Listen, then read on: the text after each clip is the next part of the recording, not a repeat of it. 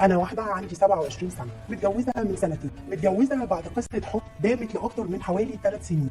جوزي الحمد لله كل الناس بيشهدوا له بالاخلاق. كنت بشتغل وساعدنا بعض في كل حاجه في بيتنا وفي جوازتنا وفي كل شيء. اهلي بيحبوه جدا جدا. ليا اخت بنت واحده بس، وهي مش اختي بس الحقيقه، هي كمان صاحبتي. المهم انه انا بعد الجواز اكتشفت عيب خطير جدا في جوزي. العيب ده بصراحه قلب حياتي معاه جحيم. اول حاجه، انا على مدار السنتين دول ما حصلش حمل، ولكن ما حصلش حمل لان جوزي هو اللي كان مانع وشرط عليا كده وقال لي يعني علشان نعيش يومين كويسين ونبقوا خفاف بدون اولاد، نعيش عمرنا ونعيش حياتنا ونروح ونيجي براحتنا. بصراحه قلت تمام وماشي، الكلام ده كنا متفقين عليه من واحنا مخطوبين. اكتشفت بعد الجواز انه راجل سيء، رغم انه عمره في حياته ما قال لي حاجه زي كده قبل ما نتجوز، ولا حتى لمح لي بشيء زي كده. انا اتفاجئت بالموضوع ده. جوزي معايا في علاقته الزوجيه بيا عنيف جدا، لدرجه ان فعلا من اول يوم جواز ليا وانا حسيت ان انا عايشه في نار، عايشه في جهنم.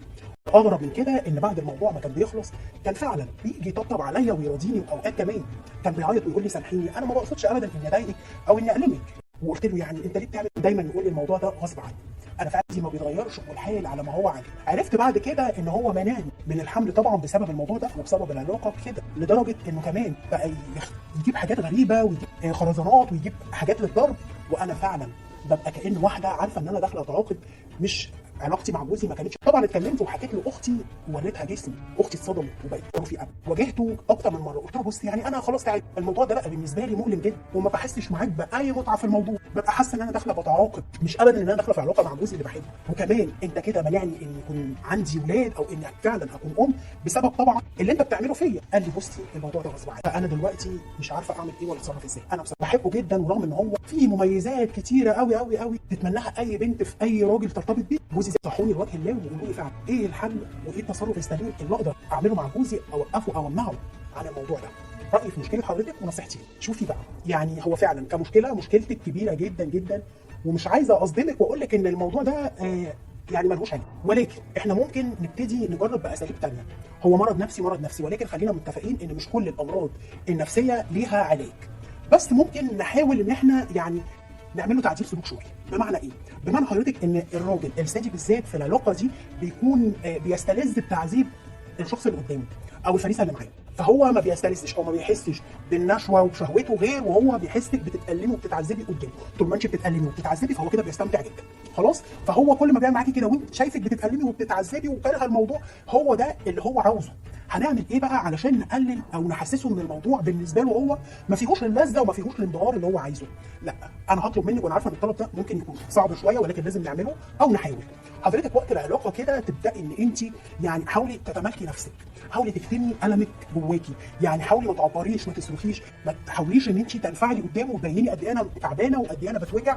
لا، نحاول ان احنا بقى ايه نتحكم هنا شويه ونمسك اعصابنا شويتين ثلاثه كده، واكتم المي ووجعي فعلا جوايا. من هنا هو هيبتدي يبقى حاسس ان الموضوع بالنسبه له ما بقاش ممتع، ان الموضوع بالنسبه له ما فيهوش التشويق، الموضوع بالنسبه لي ما بقاش مغري، مش ده اللي انا عاوزه. انا عايز اشوفك بتتألمي، اشوفك بتتعذبي.